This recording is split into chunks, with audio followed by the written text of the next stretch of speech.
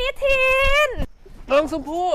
รอนานไหมกว่าจะแอบออกมาได้พี่รู้ไหมว่าหนูปีนรั้วโรงเรียนออกมาเลยนะเนี่ยอุ้ยเจ็บขาหมดเลยไม่เป็นไรนะน้องชมพู่เดี๋ยวนอนพักแล้วก็หายนะฮะพี่ปูสัตว์กับหมอนไว้แล้วนอนได้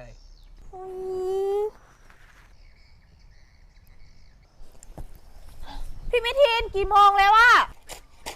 บ่าย2:40แล้วลุกได้แล้วฮะหนูต้องรีบกลับแล้วเดี๋ยวแม่จะมารับแล้วเดินดีๆนะชมพู่พี่เป็นห่วงนะรู้ไหมเข้าใจไหมหนูไปก่อนนะเดี๋ยววันหลังมาหาใหม่แม่หนูหาอยู่ร้านเครื่องสำอางเด้อมูส้มมาซื้อครีมจ้าไปชมพูแม่มาแล้วแม่เอาคือว่าแม่กับมูใส่ละมูกลับไปแล้วกลับไปว่าหันเราเป็นยังคือใส่ชุดนี้คือบ่ใส่ชุดนักเรียนครูพาเหตุกิจกรรมสุดมันเปื้อนก็เลยได้เปลี่ยนบ่ป้าเมื่อแม่เลี้ยนเมื่อยกับเมื่อยการบ้านกับหลาย